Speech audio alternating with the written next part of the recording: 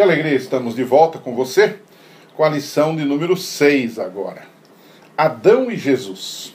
No capítulo desta semana, que é o capítulo 5, Paulo faz uma comparação entre o primeiro homem, Adão, e Jesus Cristo.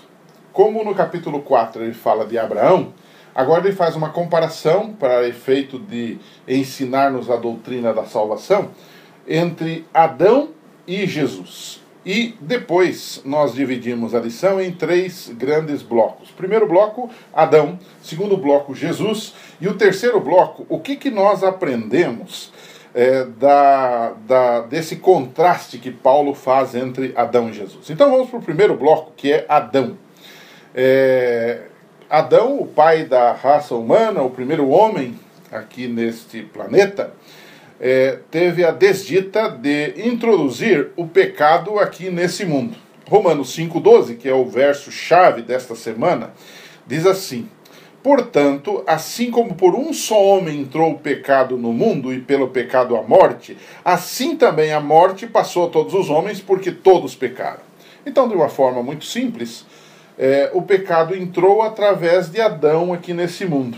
A morte também entrou através dele. E o pecado e a morte passaram a toda a humanidade. Romanos 3,23, todos pecaram e destituídos estão da glória de Deus. E depois em Romanos 6 aparece a expressão, não é? Todos pecaram e diz que o salário do pecado é o quê? É a morte. Então, nós temos aqui um quadro. O primeiro quadro é de Adão. Né?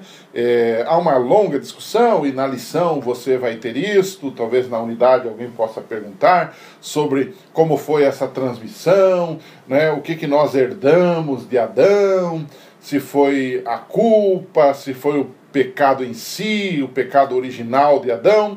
Não é? A Bíblia mostra que nós herdamos essa pecaminosidade de Adão, não entra em maiores detalhes, mas ela também não diz que nós pagamos pelo pecado original. Todo mundo tem um pecado original, no sentido que a Igreja Católica dá a essa expressão pecado original. Pecado original no sentido que todos nós pecamos.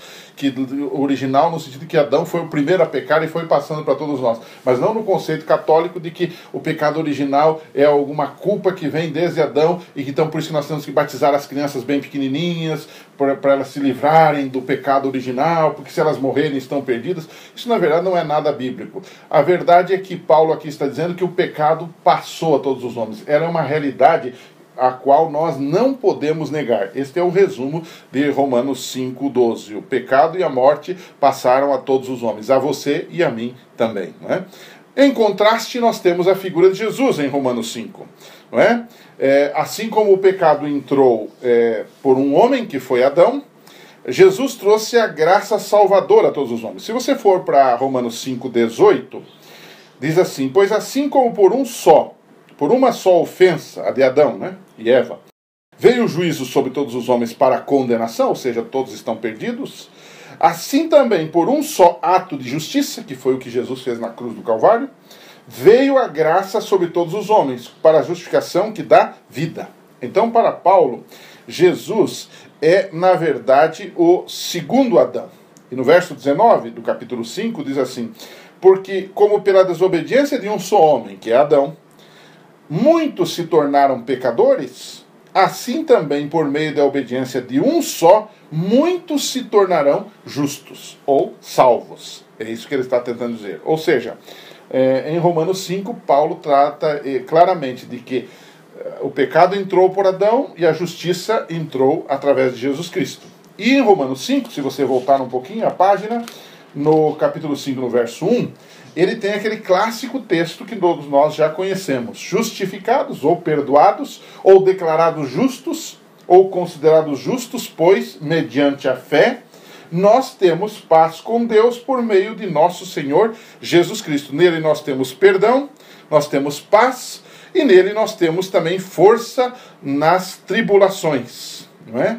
E Paulo chega a dizer que não somente isso, mas também nos gloriamos nas tribulações, sabendo que a tribulação produz a paciência, e a paciência a experiência, a experiência a esperança. Ok? Então há um contraste vívido entre o que Adão fez e o que Jesus fez por nós. Então, nós temos um terceiro e último bloco da nossa lição, da nossa discussão, que é lições que aprendemos desse contraste entre Adão e Jesus.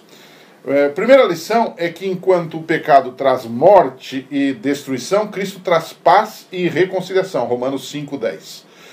O amor de Deus é maior e vem antes do nosso reconhecimento disso.